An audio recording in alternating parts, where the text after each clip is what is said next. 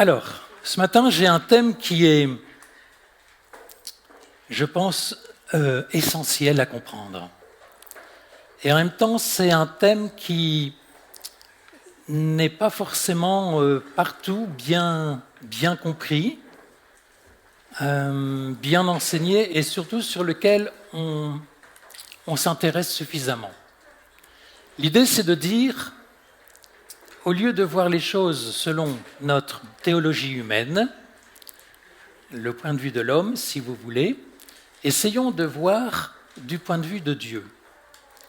Et essayons de comprendre, alors avec une mentalité humaine évidemment c'est parfois compliqué, mais essayons de comprendre comment, si j'ose dire, fonctionne Dieu. Ça peut paraître bizarre cette phrase, comment fonctionne Dieu? Qu'est-ce qui est important dans toute l'économie divine, si vous voulez? Qu'est-ce qui revient de manière récurrente, de manière permanente dans ce que fait Dieu?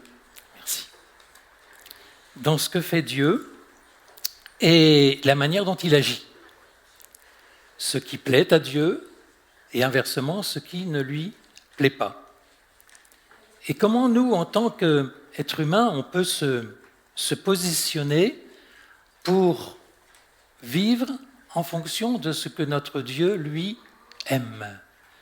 Et surtout, non pas de ses règles à nous, mais de ses règles à lui. Qu'est-ce qui importe vraiment? Quel est le dessein de Dieu depuis toute éternité? Et lorsqu'il a créé la terre et les êtres humains, Adam et Ève en particulier, est-ce que ce dessein a changé? Ou bien est-ce qu'il est toujours le même? On dit parfois que Dieu est immuable, et je crois que Dieu ne change pas dans sa manière à la fois d'être et aussi sa manière de faire. Alors on va étudier certains principes, et je demanderai donc aux enfants s'ils en sont capables de noter au moins trois principes qui caractérisent la manière dont Dieu, dans l'univers, organise les choses, si on peut dire. D'abord, je voudrais dire que dans le temps, on est vraiment extrêmement limité, quelques dizaines d'années par rapport aux milliers d'années depuis la création du monde. Certains disent depuis les centaines de milliers d'années, on ne sait pas forcément. Et je dirais même qu'au niveau de l'espace, on vit par exemple en Ille-et-Vilaine, qui est une petite partie de la Bretagne, qui est une petite partie de la France, qui est une petite partie de l'Europe, et même au niveau de la Terre, le globe terrestre, est quelque chose de tout petit dans l'univers finalement, on le sait bien. Et même dans notre galaxie n'est qu'une toute petite galaxie. Ça veut dire que, au-delà de nous, il y a des réalités spirituelles qui fonctionnent, qui existent, qui se développent, et c'est tellement important donc d'être confronté à la réalité de ce Dieu, Dieu créateur. Dieu, vous le savez bien, omniprésent. Omniprésent, ça veut dire qu'il est partout, à la fois. Il est éternel, ça veut dire qu'il n'est pas limité par le temps. D'ailleurs, le temps n'existe pas pour Dieu. On dit souvent que Dieu vit dans un éternel présent. Et c'est ce que dit Jésus aussi d'ailleurs de lui-même, et qui atteste de sa divinité. Trois principes qui sont importants. Principe d'autorité. Pour commencer, l'autorité, je dirais, ça nous confronte à la question « qui ?» Qui détient l'autorité? Qui a envie de l'exercer? Et comment cette autorité se définit-elle? Il y a un autre principe important qui répondrait davantage à la question « quoi ?» Parce qu'une autorité est bonne, mais comment va-t-elle se manifester? Et c'est ce qu'on pourrait appeler le gouvernement de Dieu. Et dans la parole de Dieu, cette idée de gouvernement est omniprésente. Et puis, après, il nous faut un but, évidemment. Il faut que tout ça ait un sens. Et ça serait la réponse finalement à la question « pourquoi ?» Pourquoi, en 2 mots, hein? Dans quel but? Dans quel intérêt? À quoi ça sert? Et ça, ce serait ce principe du royaume. Et vous savez que Jésus va énormément parler du royaume de Dieu, de ses implications, de la mentalité du royaume de Dieu et de tout ce qui compte dans ce royaume. Et il faut savoir que depuis toute éternité, le Père, le Fils, le Saint-Esprit travaillent ensemble pour établir l'autorité, le gouvernement et donc le royaume. Alors j'espère que je ne suis pas trop théorique quand je vous parle de tout ça, et je vais essayer de préciser un petit peu les choses. Donc on se met un petit peu, s'il est possible, dans la pensée de Dieu.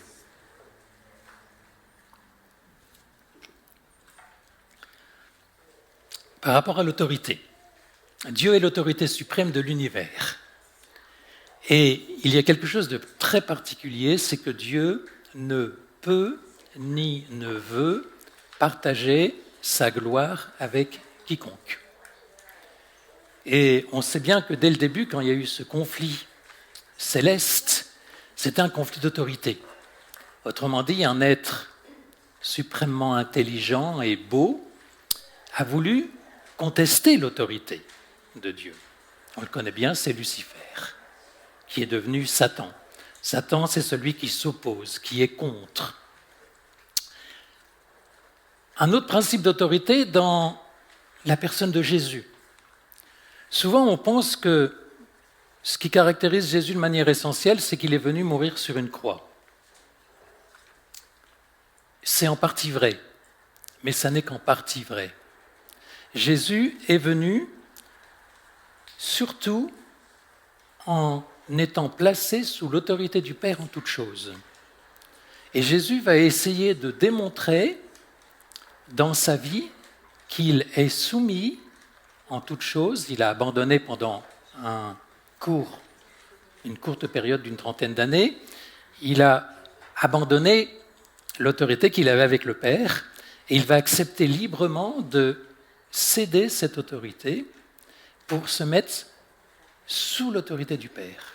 Et il y a un nombre incalculable de fois où on voit que Jésus dit « Je ne fais rien si ce n'est le Père qui le fait ou qui me le dit d'abord ».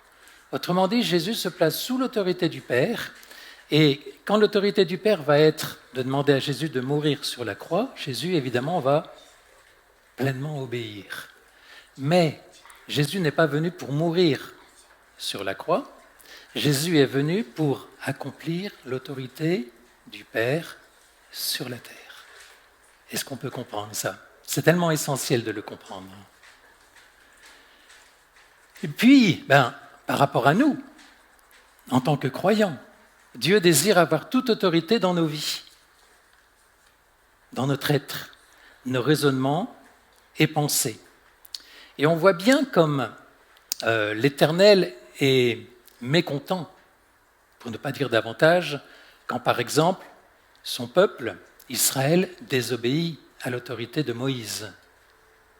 Tout simplement parce que Dieu a transféré en Moïse l'autorité, et à partir du moment où le peuple rejette Moïse, le peuple rejette Dieu lui-même. Et ça, c'est quelque chose de fondamental. L'Éternel va réprimer les rébellions dans le désert parce que l'autorité qu'il a placée en Moïse, elle est contestée, elle est rejetée.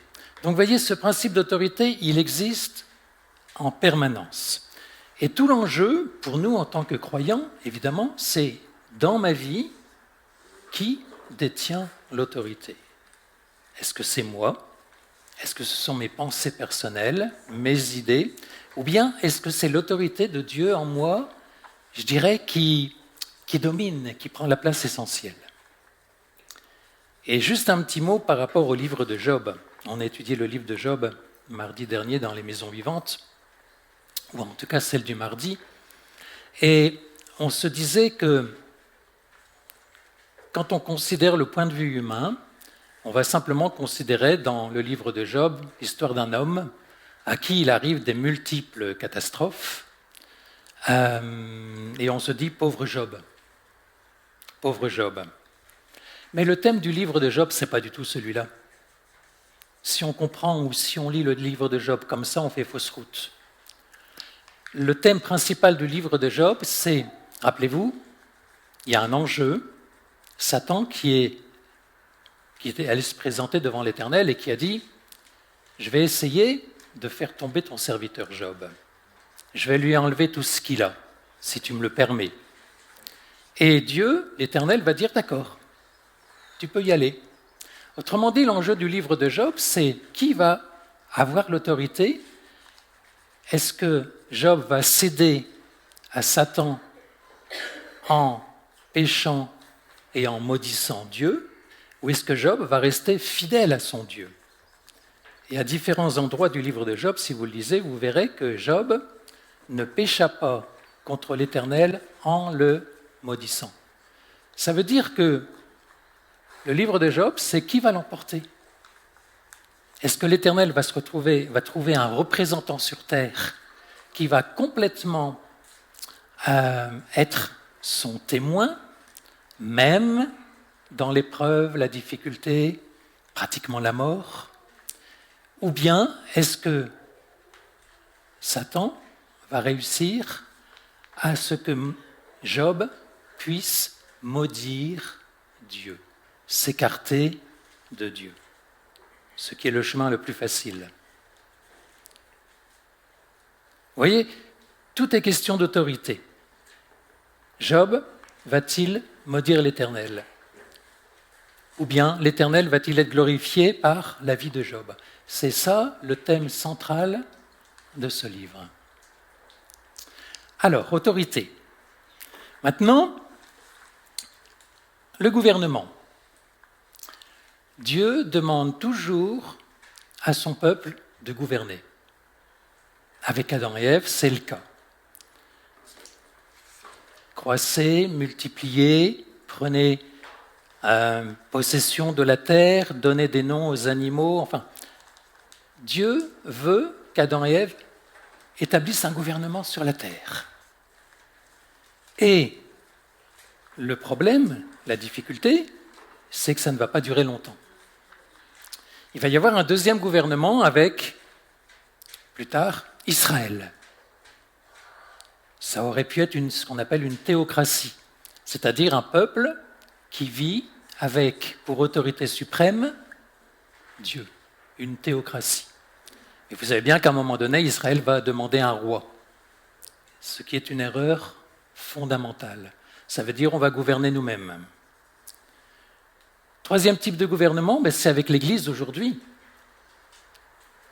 Jésus est la tête de cette autorité, du gouvernement, et au travers des ministères, au travers de chacun de nous, finalement, l'Église peut grandir et prospérer. Et puis le dernier type de gouvernement auquel on peut penser, c'est tout simplement celui qui existera lorsqu'on sera dans l'au-delà avec le Seigneur. Alors je reprends très très rapidement. Avec Adam et Ève, l'intention de Dieu, c'était finalement qu'un gouvernement comme celui qui existait dans le ciel où règne la louange et l'obéissance puisse exister. Et on sait ce qui est arrivé au travers de la tentation. Il y a eu là aussi un conflit d'autorité. Et finalement, c'est la pensée de Satan qui s'est opposée à celle d'Adam et Ève et qui l'a emportée. On va lire maintenant, on va ouvrir la parole de Dieu, rassurez-vous. Et on va partager quelques versets. Romains 5.2 pour commencer. 5.12, pardon. 5.12. C'est pourquoi, comme par un seul homme, le péché est entré dans le monde et par le péché la mort, et qu'ainsi la mort s'est étendue sur tous les hommes parce que tous ont péché. Donc, un constat terrible, l'autorité de Dieu a été remise en cause. On va aller maintenant par rapport à l'autorité que nous propose Dieu dans sa parole et par rapport à son peuple. Finalement, pourquoi le peuple d'Israël? Parce que Dieu a besoin d'un peuple qui le représente. Un peuple qui marche selon ses voies. Un peuple qui, au milieu de nations païennes, soit, je dirais, un petit peu comme ambassadeur. Et donc Dieu va appeler un peuple qui va le représenter sur cette terre. On voit ça dans Genèse 12. Alors vous connaissez certainement ces versets quand Dieu va s'adresser à Abraham. Genèse 12, les premiers versets. L'Éternel dit à Abraham, « Va-t'en de ton pays, de ta patrie et de la maison de ton père, dans le pays que je te montrerai. Je ferai de toi une grande nation, je te bénirai, je rendrai ton nom grand, et tu seras une source de bénédiction. Je bénirai ceux qui te béniront, je maudirai ceux qui te maudiront, et toutes les familles de la terre seront bénies en toi. » Donc vous voyez cette idée de Dieu, et on va se rendre compte très vite que Israël va faire face à des idoles ou à des peuples qui méprisent Dieu.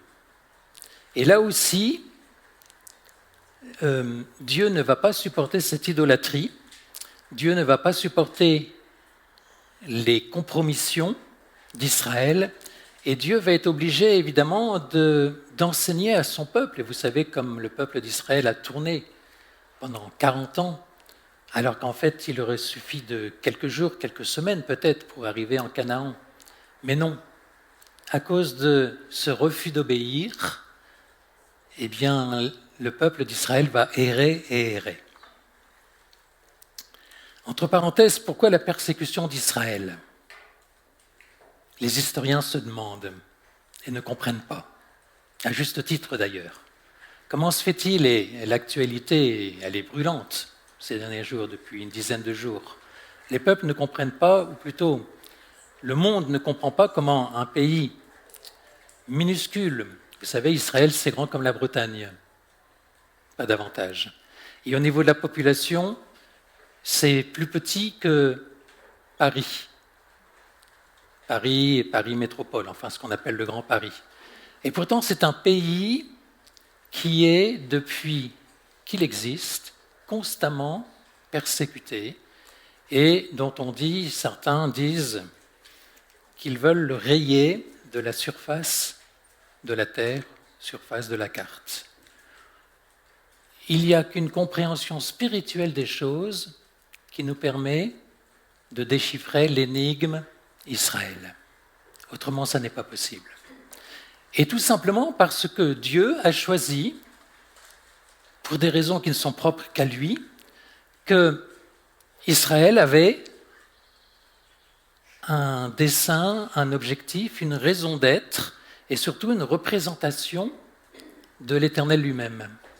Et bien évidemment, dans le monde spirituel, cela ne peut que déclencher l'opposition, l'hostilité et le désir finalement de faire disparaître. Donc, ces menaces pour faire disparaître Israël ne sont pas des menaces humaines. Ce sont des menaces spirituelles qui viennent, bien évidemment, d'un monde spirituel qui ne désire qu'une chose, c'est faire obstacle à ce que Dieu a prévu. Et on sait bien, rassurez-vous, Israël ne peut pas être détruit. Et Israël ne sera jamais détruit. Tout simplement parce que Dieu en a décidé autrement. Et parce que c'est le peuple d'Israël. Donc quand on regarde l'histoire, on peut avoir un petit peu ce point de vue humain qui est normal en tant qu'historien ou tout simplement en tant que spectateur. Mais si on comprend les choses spirituelles, on comprend que Israël, c'est la prunelle de l'Éternel et Dieu protégera toujours son peuple, quelle que soit l'actualité. Maintenant, est-ce qu'Israël est toujours fidèle? Non. Mais Israël demeure le peuple de Dieu. Il y a un verset qui est frappant quand on lit dans Matthieu 23. Jésus lui-même se lamente sur son peuple. Regardez ce qu'il dit. « Jérusalem, Jérusalem, qui tue les prophètes et qui lapide ceux qui te sont envoyés. Combien de fois ai-je voulu rassembler tes enfants, comme une poule rassemble ses poussins sous ses ailes, mais vous ne l'avez pas voulu. » Voilà un verset terrible, où Jésus pleure sur Jérusalem, on va dire de manière un peu étendue, sur Israël, qui en dépit de tous les appels divins, s'enferme dans sa volonté de résister, de contester, de s'opposer finalement au plan de Dieu. Comment encore le gouvernement se manifeste ? Tout simplement au travers de l'Église.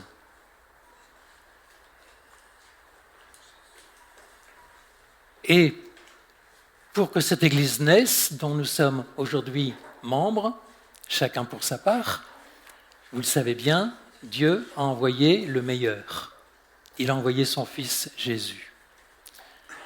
On va lire Philippiens 2, 9, 11 encore. Alors, vous voyez tout ça dans la perspective de Dieu, le plan de Dieu, le dessein de Dieu, ce qu'il essaie de mettre en place au cours des siècles. Donc il nous a dit, c'est pourquoi Dieu l'a souverainement élevé, il est question de Jésus, et il lui a donné le nom qui est au-dessus de tout nom, afin qu'au nom de Jésus, tout genou fléchisse dans les cieux, sur la terre et sous la terre, et que toute langue confesse que Jésus-Christ est Seigneur, à la gloire de Dieu le Père. Voilà encore une démonstration d'autorité. Qui doit être l'autorité ? Jésus. Qui doit être la tête ? Jésus.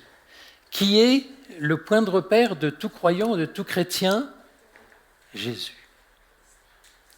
Et Paul en est tellement convaincu qu'il dit, qu'il prétend qu'il est lui-même ambassadeur pour Christ. On va lire aussi ce verset. C'est un tellement beau verset. 2 Corinthiens 5, 20.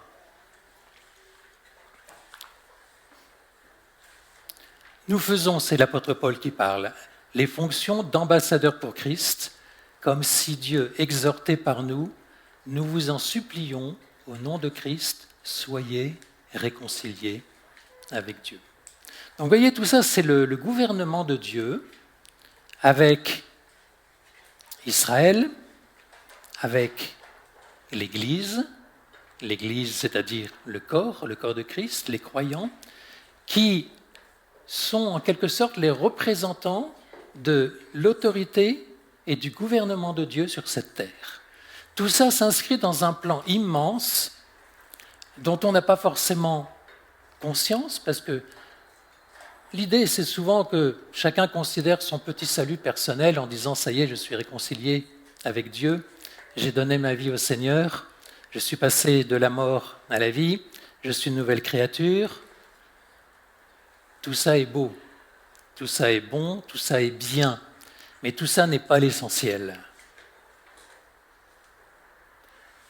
On a vraiment besoin de dézoomer les choses, dézoomer à travers de notre vue pour avoir une compréhension beaucoup plus élargie que celle que nous avons généralement. Et quand on se place dans cette perspective divine, on se rend compte de la précision, de la beauté, de la perfection du plan de Dieu, pas seulement sur cette terre, mais je dirais dans l'univers, où il règne en tant qu'autorité aussi avec les anges, les archanges, les puissances célestes. Et maintenant, mon troisième point, si vous voulez bien, qui est sur quoi ça débouche, tout ça. Là, on a vu un petit peu les moyens qui sont mis en place, mais vous savez que lorsqu'on a des moyens, si ce n'est pas pour aller vers un but, ça ne sert à rien. C'est inutile. Le but, c'est le royaume. Et Jésus va énormément plus que de toute autre chose dans les évangiles, parler du royaume. Et il va essayer de définir les critères qui font qu'on peut être participant à ce royaume. Ce royaume s'oppose au royaume de l'homme, qui est individualiste, qui est égocentrique, qui est tourné sur lui-même. Il s'oppose également au royaume de Satan, qui est de diviser, de semer la zizanie, la discorde, la haine, l'animosité.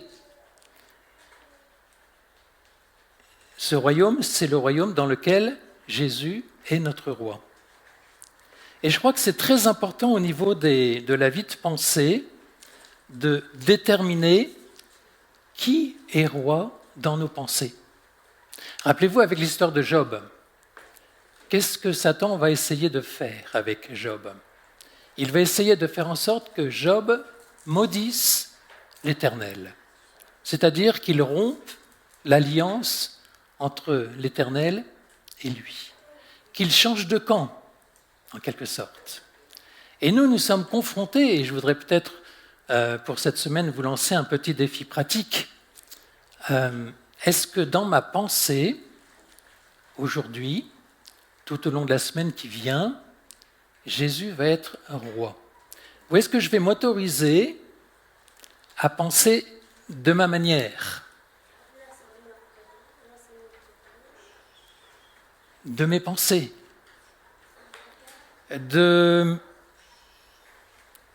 Quelquefois on dit que nos pensées parlent plus fort que nos paroles.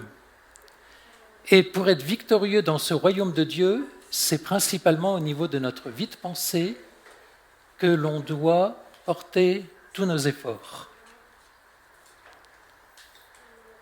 On va lire 2 Corinthiens 10, 5. On l'a lu plusieurs fois déjà ces derniers mois, mais c'est un verset qui est tellement, tellement important.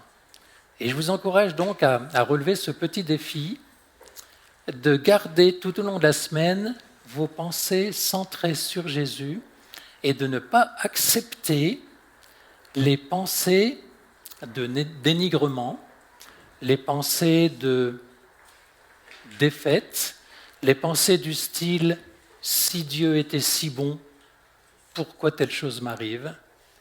les pensées du style pourquoi Dieu permet telle chose dans ma vie? Parce que tout ça, ce sont des pensées finalement de rébellion. Et quelquefois, on les traite de manière légère en disant « c'est pas si important que ça ». Mais dans toutes ces choses, Job ne maudit pas l'Éternel, ni en pensée, ni en parole.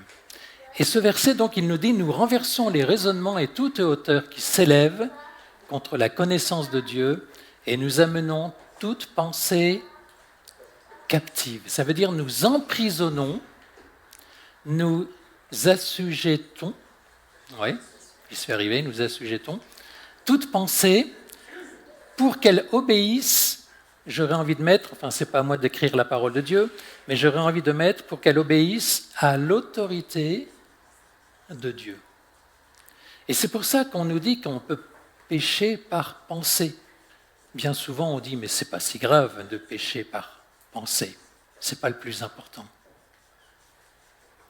Et pourtant, Dieu attache énormément d'importance à la manière dont, dans notre vie intérieure, nous disciplinons ou pas nos pensées, nos raisonnements, tout ce qui se passe, vous savez, ce dialogue intérieur qu'on a parfois, je ne sais pas si vous l'avez, moi je l'ai parfois, un dialogue où il y a des pensées qui s'entrechoquent et quelquefois où on remet en question l'autorité de Dieu et donc son gouvernement et donc son royaume. Et le royaume de Dieu, c'est avant tout une question de mentalité, d'acceptation du fait que les lois de Dieu sont bonnes, elles sont positives, elles ne sont pas là pour nous brimer. Voilà ce qui est important et voilà ce que je voulais partager. Je voudrais juste conclure en disant, voyons les choses du point de vue de Dieu et non pas du point de vue humain. C'est tellement naturel de zoomer, pour le coup, sur nous. Et c'est pour ça que j'ai commencé en disant que finalement, on n'est qu'une petite poussière à l'échelle du temps et à l'échelle de l'espace. Une minuscule petite poussière. Mais ce qui est important lorsqu'on a compris qui est notre Dieu, c'est finalement de lui faire plaisir. C'est lui dire, d'accord, je comprends ces principes, ces 3 principes, et je veux les vivre parce que ce sont les sources de la vie. C'est tellement important de le comprendre. Donc je vous invite cette semaine, peut-être pour bien plus de temps évidemment si vous le souhaitez, mais à entrer un petit peu dans le secret des mystères de Dieu, et sachant que Dieu ne change pas, nous savons déjà que ce sont ces mêmes principes qui s'appliqueront lorsqu'on sera là-haut avec lui, et il n'y aura pas de différence. Ces 3 principes que je vous ai, et que je ne répète pas pour les enfants, mais que je vous ai simplement définis, ces 3 principes-là, on les retrouvera dans l'éternité. On les retrouvera dans l'éternité. Ce sont des principes immuables qui ne vont jamais changer. Pourquoi ? Parce que c'est comme ça que Dieu, et pardonnez-moi si je réutilise cette expression pas très jolie, c'est comme ça que Dieu fonctionne. Je ne trouve pas de meilleure expression, peut-être vous pourrez m'en donner une meilleure, mais c'est comme ça que Dieu fonctionne. Et ça n'est pas à nous de décider, comme on vient de le dire justement en quelques minutes.